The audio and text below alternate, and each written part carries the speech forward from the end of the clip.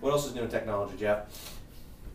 I wouldn't really say this is new. This is the rant that I have for this week. Was the market's slow. Everybody's kind of doing their thing, whatever they can to drum up new business. And what I'm starting to get is a lot more junk mail from people.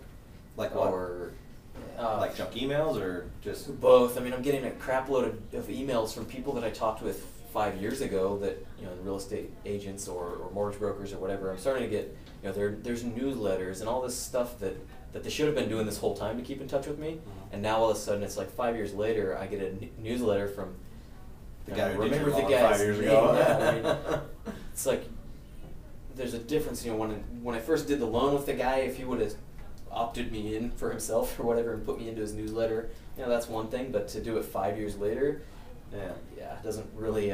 But anyway, I didn't unsubscribe because I like seeing what people are doing. But I'm starting to get a lot more of those, and then a lot more junk mail from people. It's like they're scrambling and doing everything they can to get business, but it's like a little too what is that? Too little, too late. Or Too little, too late. I'm a fan. Our system here is we do monthly mailers, and I send something to my clients once a month because I don't want to seem desperate after 2.5 years and say, hey, remember me? I want you to send me a referral because I did your loan 2.5 years ago. So and I need the business. And I know LOs that do that, and yes. I don't see their numbers being consistent from doing that. So and I think it doesn't seem sincere either. Yeah, so. that too.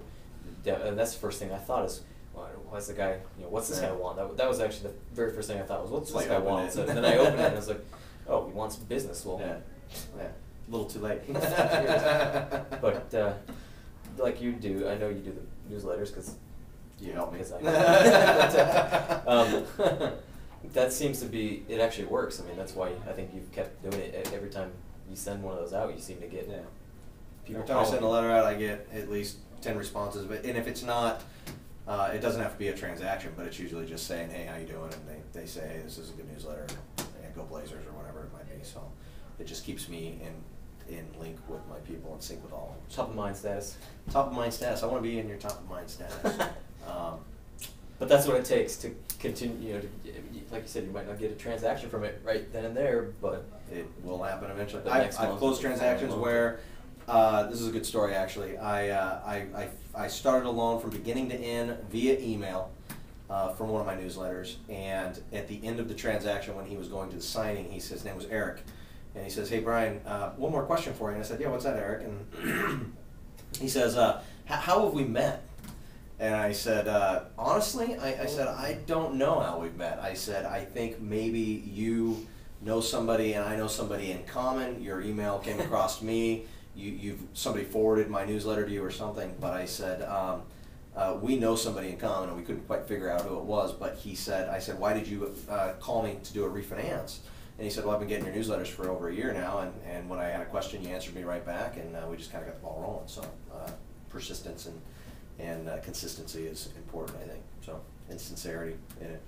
It's not cheesy pre-bought material. It's handwritten every month, and no recipes. There's no no newsletter type stuff. So, I actually, because you always put in what I consider personal. I went camping this weekend and stuff. But you do a good mix of business and personal. Business and personal. The ones, pretty much everything that I get from everybody else is always just, here's the market update and this and that, and it's like, people. Something boilerplate that was written, and if I'm out thinking about doing a refinance or buying a house or whatever, I really could care less what the market's doing. I mean, it's what I'm doing that matters, and if I'm ready to buy a house, I don't give a crap what the market stats were for February or March or whatever. Exactly. That's what I get a lot of times. It's just a bunch of garbage, and I think that's the kind of the problem is the agents out there don't know.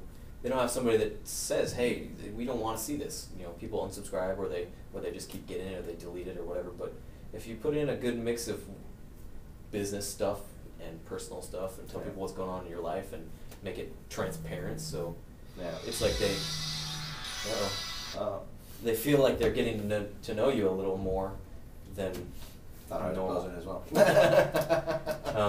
So I think that's what works is the transparency, and you're building people's trust and they don't even know it. I want to be your friend first, then your mortgage broker.